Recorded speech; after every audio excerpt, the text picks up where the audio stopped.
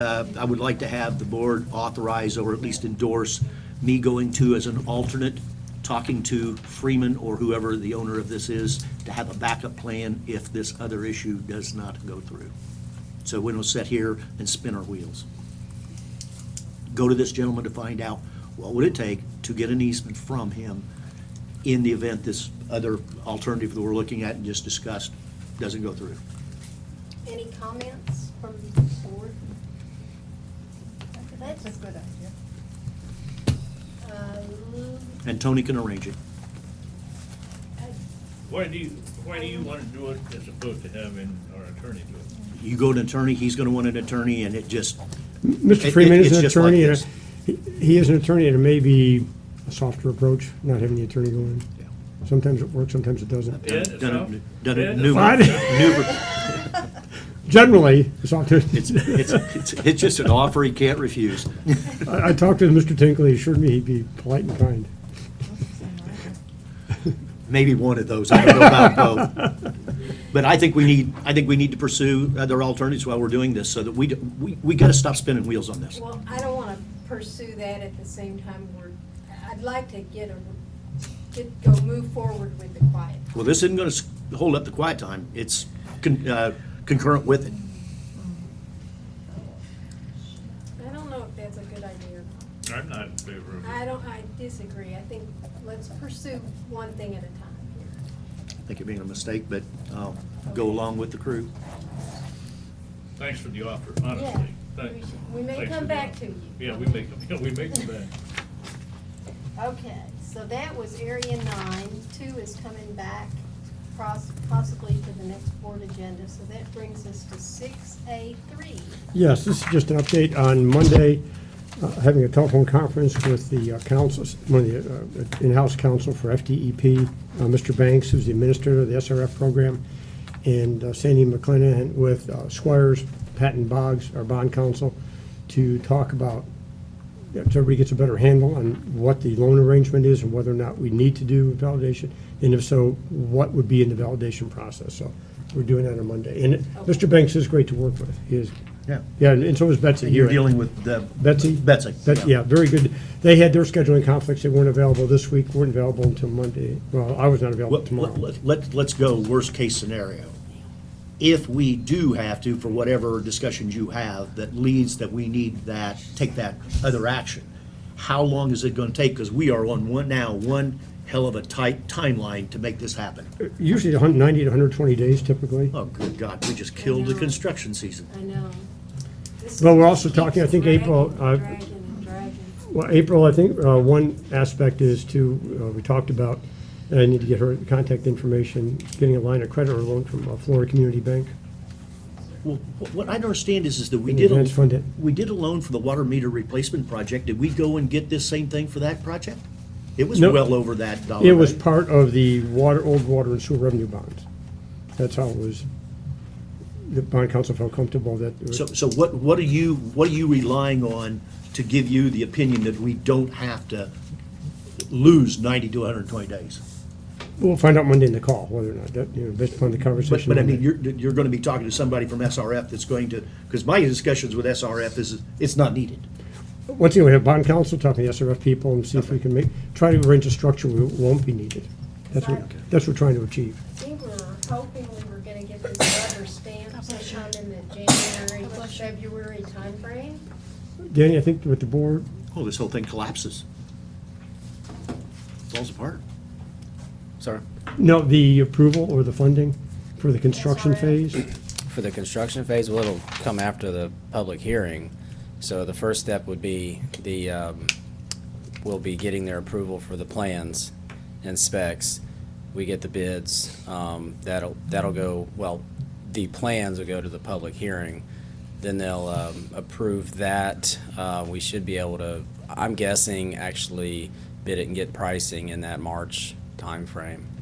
And I'll have to be very fast track to meet everything. But their public hearing is, as we know, is obviously not in January, so it's in February. But I guess part of the question, though, is the actual funding for the construction from SRF. Well, that'd be the next step. Then once they've approved the project, and they approve the bids, basically, which they won't not approve the bids, it's just a formality. That allows you then to go after to apply for the construction loan. And when would that be applied for? That, after, as soon as you get the bids. So we would probably be talking about that March, April. Well, remember, DEP is a reimbursement. So as you know, it's a reimbursement. So it doesn't stop you from moving forward with the construction. They will have approved the activities after the February public hearing. So everything after that is fundable. So if you began construction, the next day, which you couldn't because you'd have to get the bids and move forward, everything after that point is reimbursable. So you have to have, either way, you've got to have the funding in place because you will make payment to the contractors the same way you would. You gotta have a line of credit. Right, You have to have a line of I credit. guess the question is, after the February hearing, Mm-hmm. after the bids go out, then we apply for the construction loan. After the bids come in, they need to see that dollar, Okay. what that dollar is. And then we apply for the construction loan. Yes. What's the time frame from applying for that construction loan to approval? My experience in the past, they're generally pretty fast with that. It can be as quick as 30 days. Okay. And then the funding of that after the 30-day approval, The actual funding of the that? closing of the loan occurs around that same time frame? Yeah, it Okay, occurs. so we're talking April, May. Right. The real question is how many months, 60 days, 90 days of line of credit we could possibly need before we get the first reimbursement? I would plan on 90 days personally, because once you get, so if let's just think through it logically, you get bids in and you're ready to move forward. Let's say it's April 1. April 1, you're going to be probably closer to the middle of April to, let's say, the end of April before that loan is actually settled. So that means you're going to get your first pay request from a contractor probably sometime in May. Let's say it's the end of April for your first draw. I was of the opinion that we were on a timeline to start construction March 1st. If Why wouldn't we be? Notwithstanding the money, we've got the plans done. We're going to submit tomorrow the specification front-end documents. The only thing that, as I understood, was we have the mid-February signing or the public hearing. But between now and mid-February, which is 5.5 weeks, how long do we have to advertise for bids? 2 weeks? Well, they've already been pre-qualified. That's what I'm so saying. not sure. So what's the advertisement time? What's the turnaround time I can't on? recall. 2 weeks would be plenty. Yeah, well, let's still think through it logistically. We've got to get their approval on this, so they've got everything now. They've got the documents already. Okay. They'll have the front ends and everything. So let's say when that's 2 do you think weeks we'll out. have their approval to go to bid? I'm going to say we're probably talking 2 weeks out. Okay, so maybe the third week of January. Yeah. We could go and advertise for bids. So easily by the second week of February, we could have bids. We could be the beginning of March. Keep That's in mind what- too, we have the other part of order, the material bid, which is also going out as a separate package, I believe. If it didn't go out today, I think Tyler was planning on sending it out today. I know he's watching. So if we go on that timeline, the 1st of March, we could have, depending on what Tony's deal is on this other issue of the notification, we can incur maybe a March and April invoice for which we would have to have a line of credit to pay it, which means we could be in the neighborhood of $1.25 million You could, of cash. you could. Okay. What are we doing to get the line of credit? So that doesn't sneak up on us and we haven't done that. Are we pursuing a line of credit right now for $1 million and a half bucks? Who parks that in? We will be. Crickets, that's not me. Who's responsible for that? We had a conversation about it, and we talked about the Florida Community Bank, and Yes. I haven't been provided contact information yet, and so as soon as I get that from Tony, he's got a contact that we both are familiar with, and we're gonna work on it. Why wouldn't we authorize that immediately? I think it's a good I idea. can tell you personal experience, we have great experience with Valley National Bank. And I just talked to the guy who's responsible for that. They have $500 million set aside to lend out CDs right now. 500 million. to, 500 million? That ought to do will it. they cover us? Have they lent to CDDs in Florida before, Yeah, Justin? oh, yeah. We have several loans with them right now. Well, my thing is that, my experience has been when you're doing that up north, is that the first time the banks hear that there's an SRF loan, which almost makes it a no-brainer, They they're come ready to running- they go. come running. The issue is, though, you gotta have that loan approval. The, If they find out that we've got a, what'd you call it, the process? validation. Validation issue, that line of credit might be a little bit more than $1.5 million. We might have to carry this thing through construction before we'd have the SRF loan in place That's not to good. reimburse. That's not good. They have done a line of credit, so that. Well, what's worse is not doing the work this summer, or this spring. That's disastrous. That, We've kicked the can down the road too long. We've got to get that work started. Can we work with both those banks and see where we can get a better? I can definitely reach out to Steven on that. Do you need a board motion to initiate this process? That would probably be good. I'll make the motion that we immediately start the process of getting our line of credit established for this project. What dollar amount, so that April knows? Well, we've already looked at, that we're doing about 15,000 lineal feet, 16,000 lineal feet at $130 a foot plus soft cost. You're gonna be 1.5, you're gonna be easily up to 2.2 million. you're not gonna need that much. I mean, unless everybody messes up big time, Bill, that's- it's gonna be a revolving thing. That's the is it cost. not? No. What we're saying is that the SRF loan, the contractor goes out and does the work. He turns in a pay estimate. You gotta pay him, but you don't have any money from them. You send the paperwork to them, then they process it, and if everything is correct, they'll send you a check back. I've been through this for 20 years. You don't have to explain that to Okay, me. well, What that's I'm why you trying to need that kind of- explain to you that's why you need the is money. You don't need the whole amount up front. Oh, no, the question was, what's the total dollar? The total dollar of these first 5 ponds is around $2.2 million on I think the work. the issue is when would the loan actually close? So how much would you have to float? So when would the SRF loan I'm close guessing to $1 million and a validation? quarter. I would think you'd be fine with $1.25 million, but probably wouldn't even need that much. But Probably. if the loan closed, the SRF loan closed, then you're talking about probably a maximum of 2 pay Two pay requests out. requests, yeah. Do what? 2 pay requests. That's the most exposure you'd have.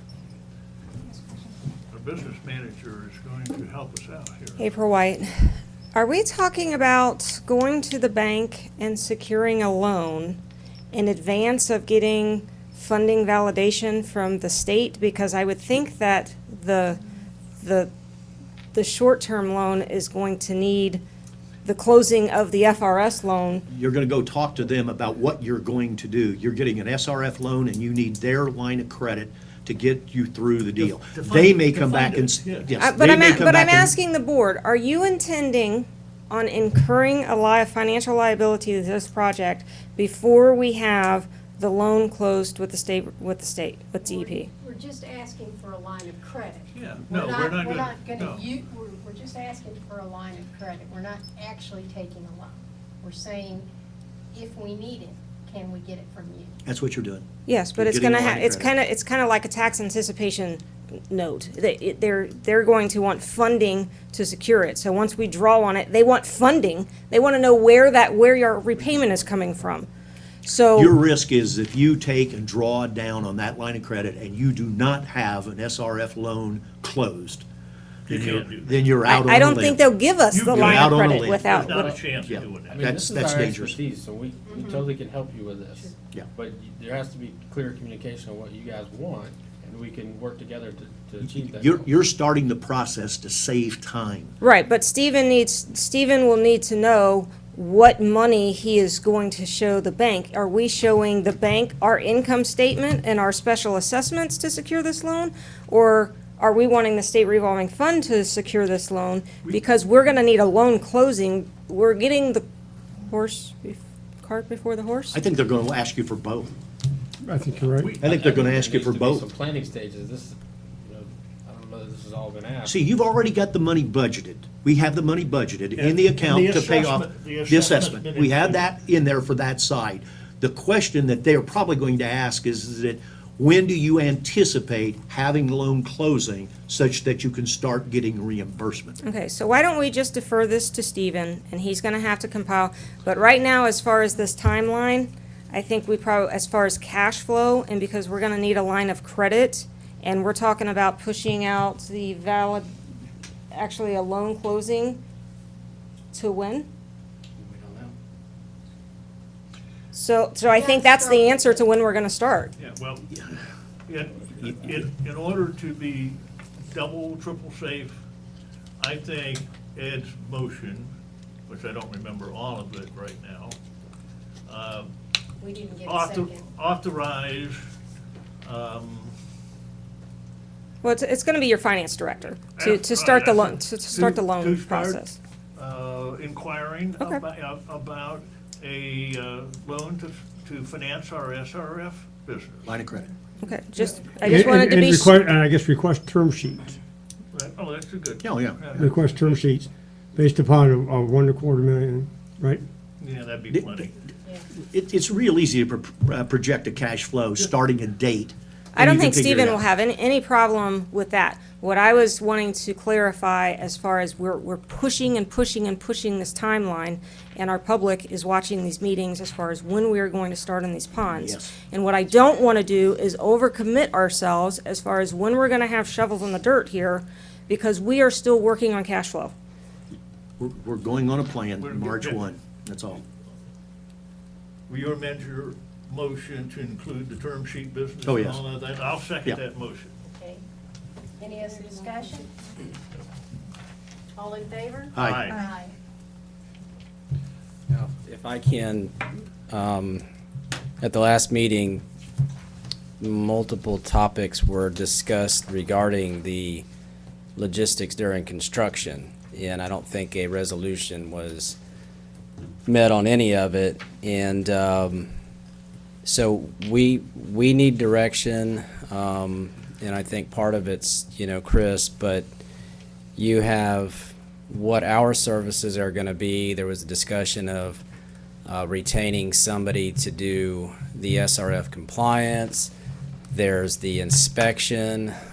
There's the construction management, which we would typically do that portion at least. And then, the question of who's going to do the inspection, and do you want to entertain somebody doing the compliance and documentation for SRF? So there wasn't any resolution to that at the last meeting, so but we're at that point where we've got to get a scope in front of you for whatever we're going to do, and for whatever we're not going to do, there needs to be a plan in place for that as well.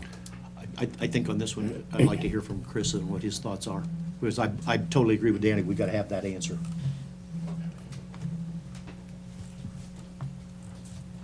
Afternoon, Chris Shoemaker, Utility Manager, and what we had looked at was having some outside assistance for the compliance, also the inspection services, and not so much the contract management, but leaving that at the Tetra Tech level.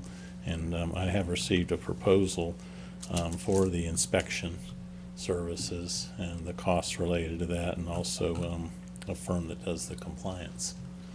So, but we haven't made a decision on which way we're gonna go on those three items, but I'm sure we could get together.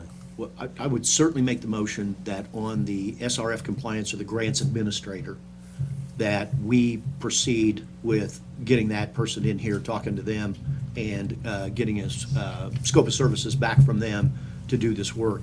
And we've talked about two possible scenarios. We're either gonna have 4 or 5 vendors, depending on how this thing goes, or we're gonna have one. Or I'm sorry, two, because you've got 5 ponds and 4 guys, and we're quickly eliminating one of them because of bonding. But that's the range. The people that I've talked to on this, that doesn't bother them. It's not that big of a deal whether they have 1 or 5. I think our issue is we don't want to do it internally, so let's talk to those guys. As far as the inspection, are you taking the deal then that what we want to do is go with outside separate inspection, and then have Danny's firm, they're going to have to be doing some ancillary inspection to be able to sign off for the SRF requirements, because these guys are probably not going to get in that position. No, the outside inspection out at Tetra Tech would really be more the boots on the ground daily construction inspection out there, and of course Tetra Tech overseeing it, and those sections of it they do have to sign off and certify. Are those firms, is the firm you're talking to, Chris, are they knowledgeable that they're going to be overseen? Oh, yeah. That's- Okay. Yep, they're comfortable in this sub role, and I will get the compliance firm, I'll get them down here in the next 4 or 5 days and get a proposal from them and talk to them. Sounds to me like the best way to go. Danny, do you need anything else? Okay. Well, you do need, while we're on this, you do need one other item. Do you need a board approval of those front-end documents? Yeah, and Because that essentially. question came up. Yeah, essentially what happened, we submitted the documents. You know, when we do these projects, when Ed's done these projects in the past as an engineer, you know, all of our clients are government, use the front-end documents, which is Division 0 they're referred to, and then there's Division 1, which is typically the contract type documents, and then there's the technical specifications. Gateway does not use that type of process, so when we discussed it with DEP, we asked how we would do that. They said, submit what you have, what Gateway normally uses.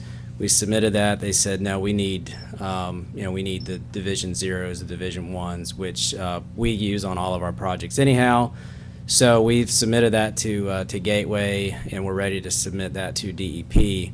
But we just need that approval to do that, because this is it's standard. These the documents, the general conditions, and I'm sure Bill, you're familiar with these. And others may be as well. They're, the documents we use are by the EJCDC, it's the Engineers Joint Contract Document Committee. They've been around for over 50 years. Every engineer I know uses these, just about every government agency uses these. And then from that, you develop supplemental conditions which are specific to what your needs are. So we use the standard supplemental conditions that we've used on a lot of projects. There's no rocket science to this. There's nothing special. Ed has reviewed them. So we're just simply looking to pull the trigger to send them to DEP, which we've got to get to them by tomorrow. So there's nothing that puts you in liability. Why aren't they in our agenda? Why don't we have? We just found this out. We just found this out this week. You don't have anything for us to even look at? We have. Chris and I looked at them. What's that? Chris and I have looked at them. Yeah, they were sent to Gateway as soon as we found out, and we provided the documents that we have, but it wasn't anything that was provided to the board. There's 200 pages of documents if you really wanted to read through them. The only two things I found in it of any significance, and I passed it on to Tyler this morning, is one, we make reference to an operations manager in the contract, which we no longer have, which should be replaced, but that's a typo that can easily be changed. Then the second one is there was no definition of liquidated damages in, which I was shocked, in EJCDC, when I was on that national committee for years. I don't ever recall liquidated damages not being defined, but that was the sum and substance of it. Other things in it are just generic stuff that you put at the front end of a contract. Good example of something that we didn't have in the water meter replacement project that's in this, that's in the supplemental conditions. The contractor and all the vendors are subject to audit record retention, that we have access to it at any time. Sure. So subcontracts and all that stuff that we didn't get on that, we get access to on this stuff. They want to make sure they're paying Davis-Bacon rules. Where Davis-Bacon, is steel. this 200 pages? You got it there? Here's what it looks like. Well, I'd make the motion, because tomorrow's the deadline. We have got to file front-end documents.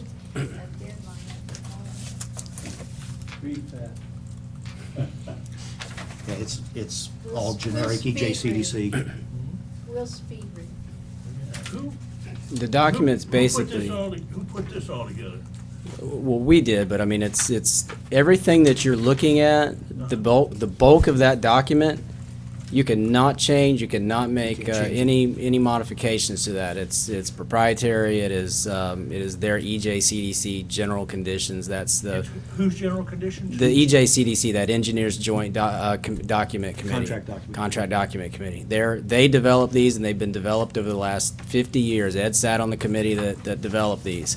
How you make changes to them is through what we refer to as those supplemental conditions. So that 00700, that's the general conditions. You can read those, but you cannot make any changes to them. I've Any- just gone through them, and I think they look fine. Makes me feel hell of a lot better considering you only got halfway through it. You made a I- motion I would of make, some sort I would that make you- the motion to accept the EJCDC format as our front-end documentation. With the supplementary. With the supplemental conditions. I've read the ones that Danny's firm did.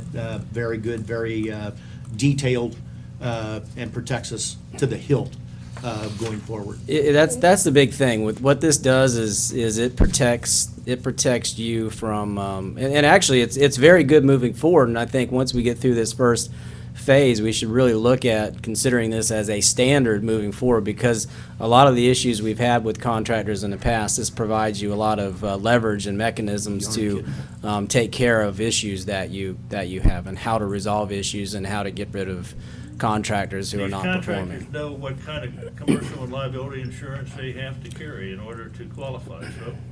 I don't think there's any issues there. I think everything that's in there is standard with the industry. I think you've got one vendor We got one vendor that that's has some gonna be a little issues with shaky. bonding. But we knew that whenever they were selected, that there might be potential. This is bonding. so No, I know. This is. Right. No, he's talking about performance and payment bond. No, Bill. Right. no, We're talking about sir. No. I understand what you're saying. The liability and the insurance there's nothing outside of the industry standard. I then segued over to the bond and was saying that that's also a financial item. Danny, the other one that I did not see in there, and they may not be requiring it, but I would think they would, I didn't see the bid schedule. Tony, have you reviewed these? No. You seen this? Yeah, I think bid Tyler, schedule. it just was, it was just, I think, omitted. It's, okay, well, I was wondering, it was it with the technical specification? It was that went what- forward yeah. and just the front end was missing? Okay. I'm very confident in those. Those are great specs. We gotta plagiarize them a little bit. There's a copyright at the bottom. think, I of got each on page. I got on that committee about 25 years ago, and that was the first thing I tried and found out real quick, like from the lawyers, you don't do that. Oh, okay. So I think each page has a copyright notice. Yeah. we've got a Motion. motion. I'll second. Okay. Got a motion and a second. I just wanna, I understand you didn't get this until the last minute, but I really hate when we have something like this. You were talking about a big project or a change that not everybody gets to review it, but yet we're voting on it. I'm always a little uncomfortable approving things I haven't had a chance to review thoroughly. So with that caution, I'll call the vote. Aye. Aye. Oh, wait, No. sorry, Kathy wants to. The supplementary are in the back, is that the ones that you had to add? They're, Those are the I don't know what you SRS. see there. They're section 0000800, I believe. She's looking at the SRF, supplementary general conditions. Oh, there's two sets. There's the set that we were referring to earlier, that if you want to make a change to the general conditions, that's what you make that through the supplemental conditions, the 0000800. DEP also has requirements, and they call them their supplemental conditions. And if they're in there as well, Ed, I don't. Yes. Okay. Yeah. What did you add to this? Oh, I haven't seen that document, but what is referred to as 00, if you look at the bottom, Look at there the should be a bottom. there should be a footer, and it's back about another quarter of an inch. 0000800. The other way, this way. No. Yeah. I haven't seen this. I see. I didn't have any tabs, so I just put pink paper. Yeah, it's the next section. That's general supplementals next. This is what There you they have to are. do. Yeah. That's, if you make changes, if you want to make any changes to their conditions, these are what you cannot change. How you do that is you say, okay, section 10136, change this, delete that, change that. So that's what this does, is it makes changes to those. And this is what you had to add? All of it. All is- of that. All of it is what was added. That was what I addressed my attention to, is right there, because that is the most important part, the supplemental general conditions. That makes it specific to what you're Your doing. project. Then could I request to have I can't forward it to you, but I can forward it to, or Chris can forward it out to everybody, because you got the copy that you made the hard copy for me on that. Would you send it out? On that note, I'll call the vote. Aye. Aye.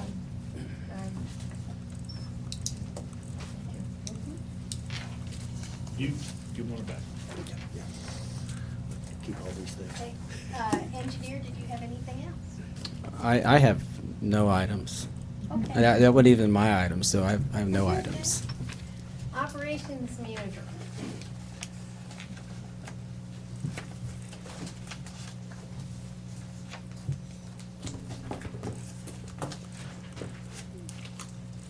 Where is it?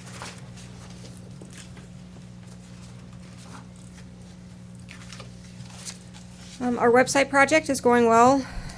Diane's really been, last week, provided a lot of content to the programmer, and they are working on that. I believe we're still on schedule for a February 1st launch. Also a note about the e-billing that we're trying to get implemented on the utility billing side. And we've launched our lynda.com training, and I believe we've got scheduled 1,020 hours is our goal. And so the software actually allows you to go in and monitor who's going in and doing their training. There's a certificate. This is our first year of, organized training for the organization as a whole. So it's really, the emphasis is going to be on customer service, a lot of just, different scenarios. And so everybody kind of gets, all of the employees here at some point touch our customers and contact our customers. So we want to make sure that we get a good foundation for that. And then there's also classes out there that some specialty areas, Excel and Word and some WordPress stuff. Things we're taking, I know Diane is probably going to focus, and maybe I'll focus on some kind of like journalism type of courses as far as managing our website on how to convey information to our public. So that is something that I think is going to be very helpful as we improve our communication with our residents. We're working on the ST contract modification, and I am viciously working on the RFP for the accounting services, and I hope to have something prepared for vetting at the beginning of next week. And yesterday, we launched the advertisements for the 2 new positions. We already have resumes on board. We had our first tree trimming, 78 trees. We did have one little boo-boo. We've got something that we're going to have to address, and probably a policy to figure out how we're going to deal with our trees that hang over on a residential property. I don't think we want out on our main fairways, I don't think we want our neighbors to go in and lop off half of our oak trees. So we kind of have to figure out how we're going to manage that part of the operation as far as cost-wise and also just liability. But the vendor is stepping up, and they are going to take care of the damaged fence. We're working on some cleaning inspection logs. One of the things that I've noticed as far as our sports complex is we have in these agreements with the leagues that their responsibility is to clean the restrooms. Staff has understood that it's the league's responsibility to clean the restrooms, and ultimately the restrooms don't get cleaned. So we will be cleaning our facilities as part of maintaining our facilities, and the fee schedules will be adjusted accordingly. And that all comes back to you as far as adjusting the fee schedules. We're just not there yet. There was Stony Brook irrigation. Mr. McCulca already covered earlier. Let's see. Still working on the easement policy. That's had no momentum as of yet. Chris has made great strides on Lake 104 that we're going to use as an example. So it's not that just the policy itself has no momentum right now. And then, of course, there's the items to follow up on that I'm kind of managing, like your old business stuff, just so they don't fall off the table completely. Thank you. I have a question. Go Go ahead, Karen. Thank you. You have lighting on Griffin Boulevard. Do you have a date when they're gonna get back to you? Lighting on Griffin Boulevard. Yeah. We're waiting for,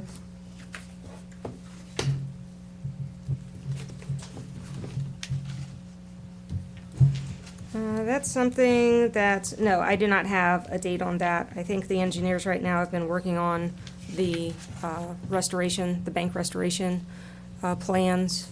I know they've been working on the storage facility, and I believe that was what we did with the lighting on Griffin, is we intended to back it up to address it as a community-wide evaluation. My original question was justifying lighting on that particular path versus lighting on all of the particular paths in the district. How are we going to distinguish that? So that's kind of where we were with that, as far as just kind of looking at it from a district-wide perspective and what we were requesting the engineers to do. So that's going to take a little bit more effort. okay, thank you. Any Mark? other questions? Questions for April? Sure. Yeah. Where are we at on the damages itemization on the water meter replacement project? That's probably Chris. Chris, do you want Is to that Chris? I didn't know who was doing it. talk about that? Sure. Chris Shoemaker again. Dale, the damages, the only ones that I quantified were hours that Kenny was working on the project, and that was because of the documentation that he had that I could rely on, and the number of hours he spent. As far as the other employees, I don't have any hard data or numbers on their involvement. What about the change orders? We want an independent review by Tetra Tech of those two change orders, because there's, I'm gonna say $14,000 right there that's uncalled for. Yeah, I haven't handed them to him. I'd be happy to give it to him. Basically, the change orders that 'Cause were they never approved by looked at us. Yeah, they weren't included or allowed under the contract. They were signed off on. It was really just billing for cleaning out roots and boxes. Yeah, the majority of the stuff I saw, with the exception of one deal that we authorized extra work, which truly was extra work, the items that we approved, or this board approved, under advice of the engineer, which I think was very poor advice, was not in accordance with the contract documents. And especially not in accordance with turnkey requirements. We should have never paid him. Okay, that was him. Lake Bank project. We just received today from Tetra Tech the last two ponds, so we now have all of the, what I call the cut sheets, or 8.5 by 11 sheets of all the easements that are out there on those first 5 ponds. And what Chris is looking at doing is going out and getting 1, 2, 3 landscape vendors to give us a price for what it's gonna take to not only clear those easements, but also to come back in on the assumption that if it's 15 foot wide, that 15 foot's gonna get destroyed, to basically resod it. The issue we have on that, and this is one that we gotta worry about on a cash flow, is that in all likelihood, there is a very good chance that that money will not be SRF eligible, because these vendors that do that work perhaps will not be able to meet all the SRF requirements like Davis-Bacon and all that other stuff. Now, if we were lucky enough to find one that will, then we might have the opportunity to take and put it in on the SRF loan. But there's a real good chance that we might have to eat that. And we were talking earlier that if Pond 104 is any example, somewhere in the neighborhood of $1,500 to do this work. And I don't know that that's pre and post, or just pre or post. Pre-only. Pre-only. We could easily be $2,000, $2,500 per easement. We have about 30 of these. So we're talking big bucks just to facilitate access to these bidders to use these 30 easements that we've got on these 5 projects. But we need to first find out what that number is, because it's going to be a significant number. So the question is where that money will come from if it's not refundable by the SRF loan. So, and that gets back to what Bill had indicated or talked about earlier. We need to start the process of preparing a cash flow for this project like yesterday. April, I don't know who's got it, you or Chris, who's got the estimated legal fees that have to be spent to get this thing to loan closing? who's got all the breakdown of the engineering fees, both the design fees that we're asking for reimbursement and the construction services fees. If you recall, we had a $5 million loan, we took it to $6 million to cover a lot of this off-price stuff. We need to start now putting that on a timeline of when that money's gonna be gone down, because that's gonna be the same money we're asking the line of credit to pay for. And generally on these projects, most of that upfront soft cost gets hit in that first or second payment. Because all the design costs are gonna be done. So it's gonna be a significant deal, but I think Bill was right. We need to be getting a cash flow put together very quickly, because you're gonna want it to take to the bank. So I don't know if April, if you need any help, or Chris, be more than happy to work, but what we need are the numbers. I have no idea what Tony's fees are estimated on the project. I have no idea what bond counsel, if any, is gonna be on this project. We gotta start itemizing those things and getting them accounted for. So I guess I don't know how we work on this, but that's just another load of items to take. And I think the grants administration, we've already authorized that to be done, or the SRF administration authorized that to be going on. And are you, in your deal, are you gonna talk about the irrigation pumps? I wasn't planning to today. I was gonna come back at a meeting with a formal agenda item on that. Okay, now, that won't spoil the deal. That's all I had for these two. I have another Debbie? question for Ms. White.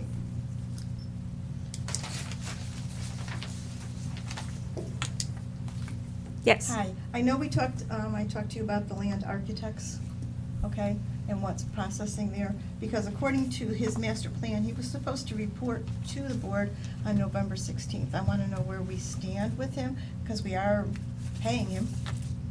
Well, we've actually, he hasn't billed anything except $2,000 so far.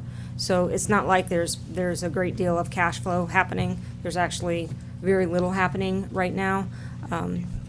Basically, it's been set on the back burner because of everything else that's going on right now. And where we are with that is I need to get back with staff, and we need to revise our communication out to the public of where we're trying to get this, not a committee. We don't want to call it a committee. So we met with legal, and so we need to revamp this communication that we're going to, and the invitation that we're going to send out. And so I haven't made any headway on getting with staff to do that. And other than that, it's just stalled right now. However, with that said, and the irrigation issues that we have, and that Chris mentioned as far as the problems that we have, I really have reservations about making great strides right now to rush the timing of our landscaping project on what we want to plant in the ground when we're not confident in our irrigation system right now. And we know that, and part of these conversations with Bill Pricey has been that the timeline for this project is actually, because there's so much that needs to be done in front of, putting plants in the ground, that it's actually very long. And we had talked about that. We had discussed that we would go ahead and even start replanting some of the plants that have died off because of that, because we're so far out on actually implementing that project. So that's where we're kind of at right now. It's just been kind of reprioritized, but it's right on the corner of my desk. We certainly need working irrigation. Yes. That's important. Yes, before we make an investment in the planting. However, with that said, we have contracted with Bill Pricey to move forward with this, so it is still a priority. And then also, when we get the public works manager, I hope with the public works manager coming in and the utilities manager coming in, there's going to be some spreading of the tasks on multiple desks, and hopefully we'll get some momentum with several things that have been backlogged. Okay, thank you. Mark, Anything else for yeah, April? Yeah, I don't know if it's Bill or April or Chris, but Phil introduced something earlier in the day about this capital reserve.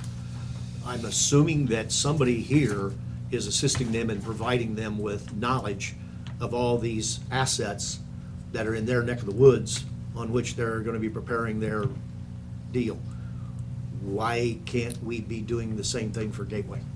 Resources, human resources. It is on our list of things to do, and I'm assuming we're gonna be subbing it, so why would we, what There- resources would it be? I haven't got into it yet as far as researching. I understand that Pelican has done this before. So there's a couple of different ways that we can approach developing our capital assets. First of all, we have a lot of developments that need to be logged out. With those developments, we have to basically compile a database that consists of the list of assets that we acquire when the developers transfer the assets to us.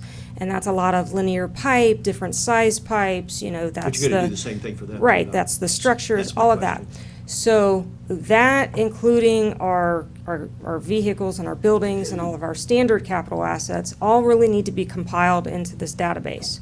So that is a lot of, I call it like data mining, we just gotta go back and pull that documentation and that information and start compiling it. Once we get a structure set up as far as how we're gonna organize it, it's really a mundane task. We've done without it for years. So it depends on when we reprioritize these things. We need to try to get some sort of estimate, if we can get some dollar figures on board, as far as being able to start creating a capital plan for what needs to be replaced in the future. So Chris has been working on identifying, we've identified so many issues that we probably have pretty much the next 5 years for sure already prioritized as far as what we need to address immediately. So that buys us some time on this huge database that we have to compile. So I would like, first stab at going through our documentation and starting to compile this and look to see what Pelican has done. I know they've done some reserve studies. I know they've got a nice list of their assets compiled, which, we could just kind of duplicate off of. And so I'd really like to do our due diligence in-house first before we just go out and hire, We a consultant to do have a this. utility database of our assets, and I'm not talking about the buildings, I'm talking about water, sewer, and irrigation. We have one that was done, I'm gonna say, 11, 12. So the only thing that would have to be added to it would be any developments that, like Timber Woods or whatever it is right next to it. Right, and that's what I Those would be understand, is added, there's some so existing not that hard to information create. there. Right, it just takes time, we have to find it. No, my deal is that we can't wait 5 years, certainly, to be talking about this with the problems that we have seen just on the irrigation alone. We need that reserved money and to know what it is. And I think with the reorganization. That'll help. we're- We get those other two people Yeah. in, that'll help a lot. I mean, that's really gotta be the top priority. Right, so and it that is. Then some of these items can be handed to those new people. Right, and so once we kind of get our hands around it, we can kind of figure out what it's gonna take to actually achieve our ultimate goal before we go out hiring somebody. But right now, to hire in a consultant, we're gonna need some documentation for them to evaluate. And right now, we still need to compile that. It's not organized well. That leads into where are we with the infamous GIS guy? You wanna touch base on that? I think did you look at some of the stuff that he's doing? Is he getting our work done? No. In a simple word, he's working on mostly the easements for Pelican and their storm, the contract they gave him, and, when he gets around to it. But I'll say that I met with him 4.5 months ago and went over everything with him, and he said he was moving forward, and we haven't received one invoice for any work, so. And because it was just storm and utilities, storm system that they had and easements he was working on, I really wasn't that concerned about it because he didn't have any change orders or wasn't doing any utility work at all. Well, But I have approached the university about, they have engineering intern program Yeah. they want some help with, and they want some people, and I try to sell it to them, coming in, cataloging all the maps, scanning them, and starting to do input. And that'll take a little bit of budget too, not too much, so. Because those assets, having that takes and does what you were talking about, April, and makes it so much simpler. You just take the quantities right off of the sheets that they have on the various layers. The only thing you have to go back and figure out is what's the age that they were installed, and that's not that hard, because you can just pull the plans and get the date of each one of the developments. So you might be off a year, but that's meaningless in a capital Turnover reserve study. documents from the developers are We very need that. detailed. We need that GIS mapping bad, because we can't do anything without it. Do you have anything else on your list? Okay. Kathy, do you have anything for Chris? Nothing for Chris. Okay. District manager. We I have kinda- three oh, short items, just from the utility side. Three are feel good, the other one's not Okay. so good, but I'll just lay it on you. US Water, they've been dragging along with the meter installation. They, with a little bit of persuasion, brought in a new project manager and the regional manager in the situation. In the last 2 weeks, they installed more meters than they did in the previous 2 months.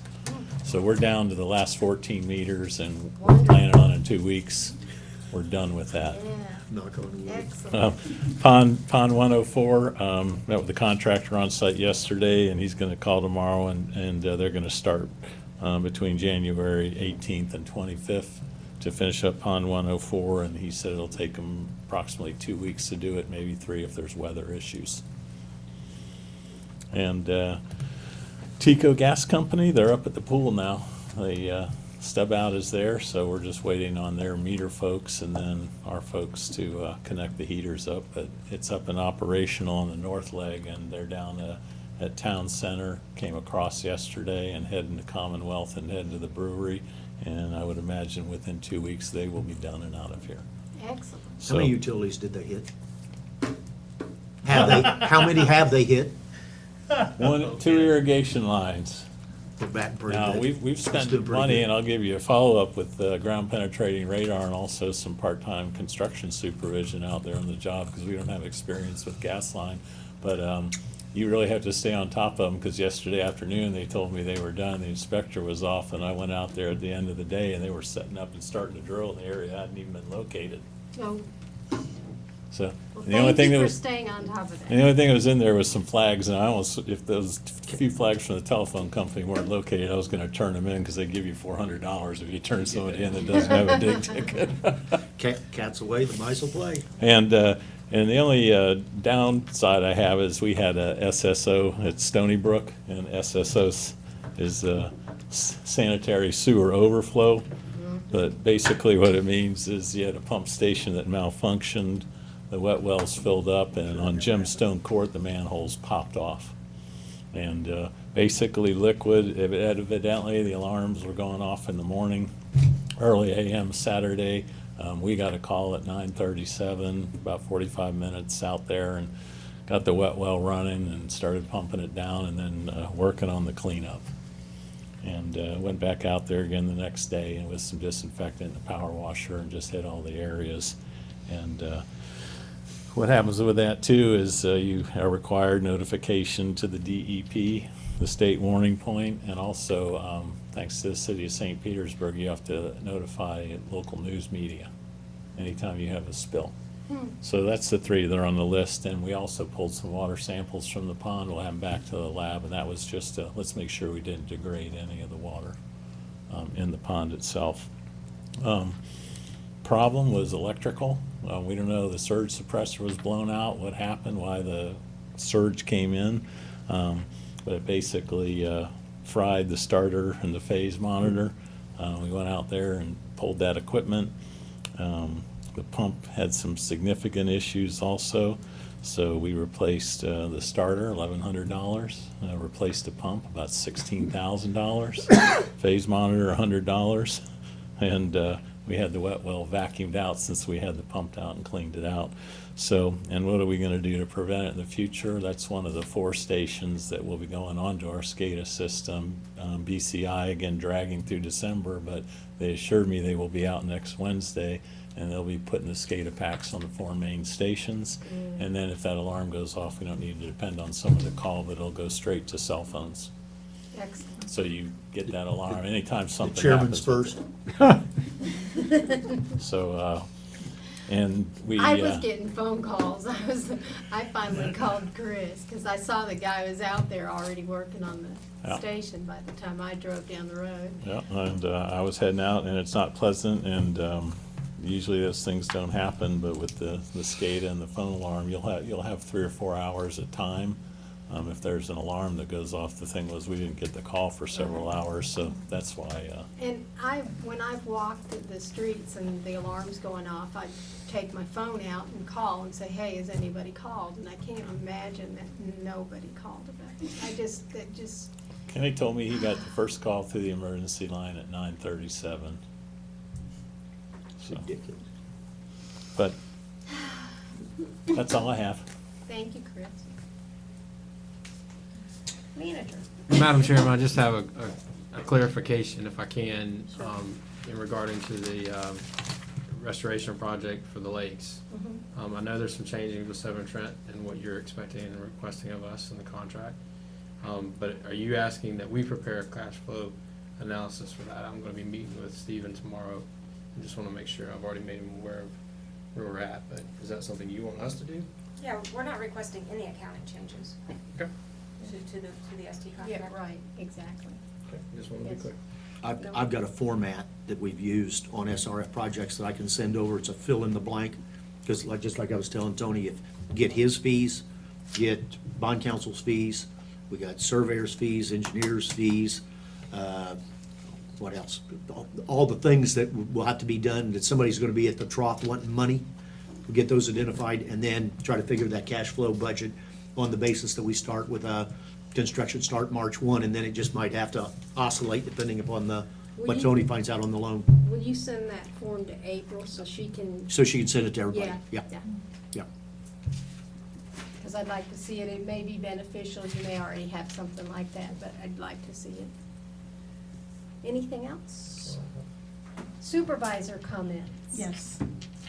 I would like to put on the agenda for next month to reconsider the sign for the meeting that was eliminated, The what, please? the sign for the meeting that was posted. You I mean have- The flags? The The material banners? thing that was Yeah, stuck on the ground? Right. The The banners. The Banners. banners. I would like somehow to reconsider some kind of sign. I have had a request from a couple of residents that it was a good way of Aren't they out there reminding- anymore? No, we took them down 6 or 8 months ago. Right, that was a good way of reminding them. It was also, under a personal thing, that's how I found out about the CDD, was when I first came down, because there was no information, so for new residents, that would be something to do. I don't think those banners were that expensive. No, but there was a pain in the neck of going out and putting them up and taking them down. Oh, okay. I forgot about that. That's what they were, have to have somebody go put them up. So I would like to have that put on the agenda for next time for discussion. If the pain was a little further down, I'd say it's a problem, but the pain in the neck, tough luck, do it. The dollar threshold doesn't deserve an action item from the board, so it's a pretty simple thing, so if you would just wanna decide now, I don't see an issue with that. Do you, We've Justin? still got the signs, right? No, they needed to be replaced, and so Okay. they've probably been put in the trash, and that was what I had brought before you was the decision on whether or not we still wanted to use them, because we didn't know if they were useful. Half the time they were blown down, with the And they were so wind. faded, you could scarcely Yeah, read that's it. Right, the so we problem, were they're wanting to faded. either replace them or They're faded. disband them, and you decided to disband them. Well, let's replace them then. Are we in agreement to replace them? I am not. I don't think they're necessary. They're certainly not any kind of technology that I'd like to be part of. Well, and I understand because, you know, I would drive by them and I would see them, and I had other people comment to me, you have a meeting. I know the people in Pelican don't see it because you're not driving down Gateway Boulevard a lot, but I think they were a good idea. So I'm in favor of replacing them. I'm in favor of replacing. I'm in favor for them, yeah. They're not that expensive. I think that's, sorry, Bill. That's okay. I don't take it as a personal affront. The only thing I have to say is that I know that we have more jobs for our staff to do than we have hours in the day for them to work. And just adding something more on is something that I don't want to do unless it's absolutely necessary, and I don't see this as absolutely necessary, but that's just my opinion. I understand. Anything else? Yes. Go ahead. We've talked about communication before and how we need to increase it so the residents would know. So I did come up with some solutions that, we have a paper that comes around to all the residents, it's called Lifestyle. Is there any reason we can't put something in that Lifestyle, even if it's just our email addresses, so that residents are aware of it and they can contact us? There is also another paper that goes around, it's called Corridors, that comes to us. Isn't there some way we can put information there? Even if it's just a little update of what goes on at the meeting, so residents would know. And if the last thing is, I know that it is on an email, but it's Gateway Sun, but if somehow we can just put some information so that residents are aware of it, and I don't think it costs anything for Lifestyle or Corridors. We did at one time have a page in the Gateway Lifestyle, and I think it came down to staff time. Who writes it? Yeah, I mean, prioritizing staff duties, it's difficult to. I'd be willing to write something to put into Lifestyle, if that's the problem, because, you know, we aren't secret here, we need to put out, and we we're not need, secret. and we need to find some way to communicate, and as a teacher, if we had a student that didn't understand, we kept working on it and working on it, so we need to keep working on it to get that communication out to the residents. I don't have a problem with that. No, I don't have a problem with that either. I don't know if the court, I know in the Lifestyle, you can submit things, there's a deadline to do it. Can I comment? Mm-hmm. There is a charge for lifestyles. There Last is. time I I checked, wasn't it was sure. $300. Okay, They don't do it. all right. Okay. And I don't know about the corridor, I haven't any idea. No, so- Okay, okay. Anything else? no, I'll stop there. Okay. Thank you. Ed, Nothing. Bill, I just wanted to report that we had a very nice evening with our holiday party. It was after this last board meeting on a Friday. There were hundreds of residents there and 4 board members, and we had a. I was there, I didn't know y'all were on stage. Nobody gave me the memo. We had We five looked board- for had you, but 5 we board didn't members see you. I And a was- lot of kids and a lot of fun, and it was a wonderful opportunity to meet some folks and have a good time and Yeah.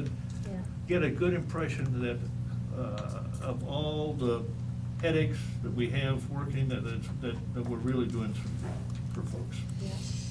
I was actually looking at the holiday trees, the ones that were in memorial. And then when I came back out, there was Doug, and he said, "Where were you?" I said, "I didn't get the memo, I didn't know."